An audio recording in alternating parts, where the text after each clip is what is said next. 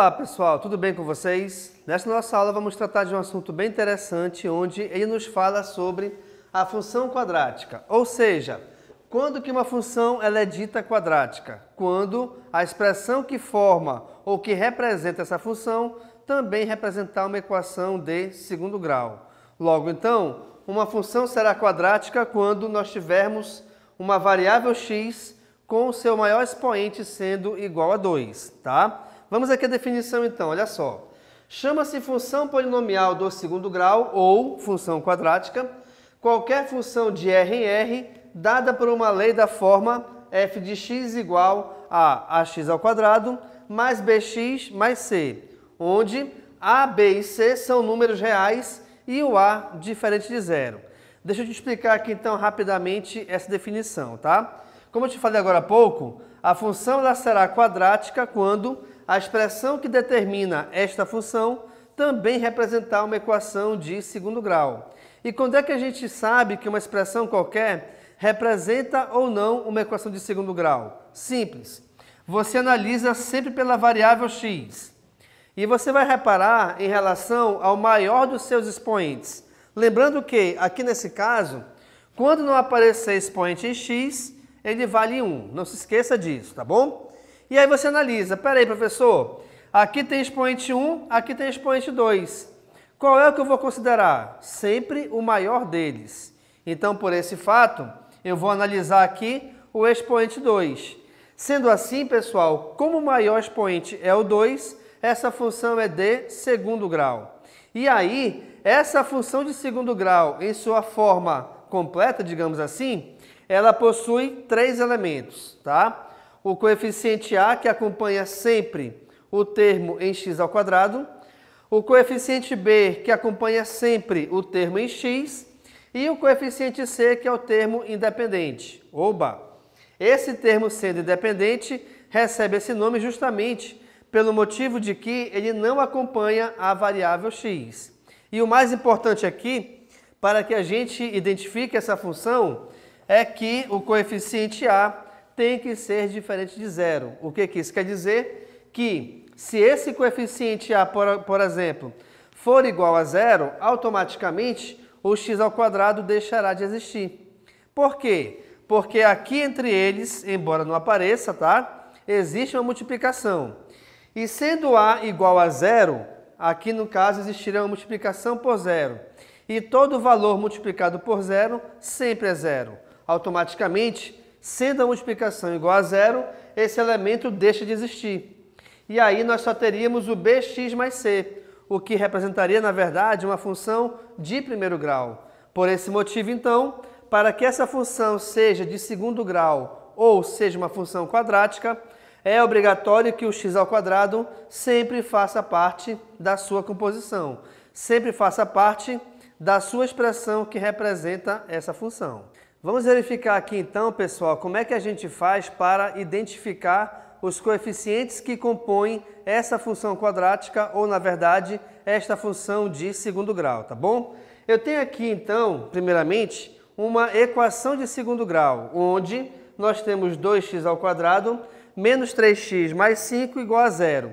E nessa equação de segundo grau, nós temos como o coeficiente a sendo igual a 2, pois é o valor numérico que acompanha o x ao quadrado, o coeficiente b sendo igual a menos 3, pois é o valor numérico que acompanha o x, e o coeficiente c sendo igual a 5, pois é o valor que é o termo independente, tá? Quer dizer que não acompanha nenhuma letra. Mas tu analisa o seguinte, espera aí professor, a função não tem que ser f de x igual a x ao quadrado mais bx mais c? Com toda certeza, pessoal. Eu só fiz isso aqui para te mostrar que, na verdade, toda função quadrática, ela também é originada ou também pode ser transformada em uma equação de segundo grau. Mas, nem por isso, a nossa função, por exemplo, aqui então, olha lá, f de x igual a 2x ao quadrado menos 3x mais 5.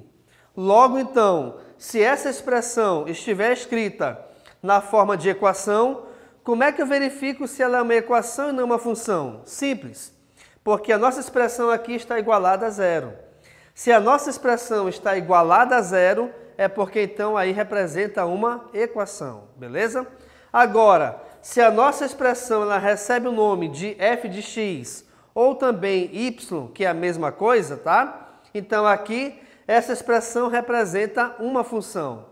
Mas, independente se essa nossa expressão algébrica está escrita em forma de função ou em forma de equação, os coeficientes são os mesmos, tá? Então aqui eu só coloquei para você analisar que os coeficientes são originados de uma equação de segundo grau, onde esses mesmos coeficientes também formarão uma função de segundo grau.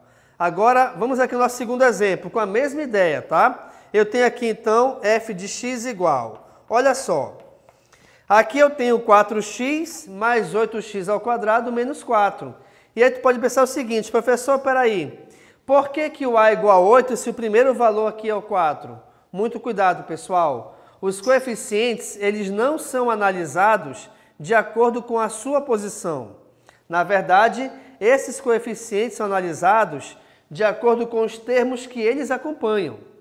Então, independente de o 8x ao quadrado estar no início, no meio ou no fim, esse 8 será o coeficiente a, pois, não esqueçam aqui, ó, o coeficiente a sempre é o valor numérico que acompanha o x ao quadrado. E aqui nesse caso, quem acompanha o mesmo é o 8. Então temos a igual a 8. Assim como o coeficiente b, reparem, é o valor que acompanha o x. Não é o segundo que aparece, tá? E aqui nessa equação nós temos como sendo o b igual a 4, que é o valor numérico que está acompanhando o x. E finalmente, o valor do c sempre é o termo independente. Aqui nesse caso, então, o c vale menos 4. Mas, atenção, isso aqui é uma equação. A nossa função de segundo grau também tem as mesmas características. Só que, de preferência, escreva essa função sempre em ordem crescente em relação aos seus coeficientes de x.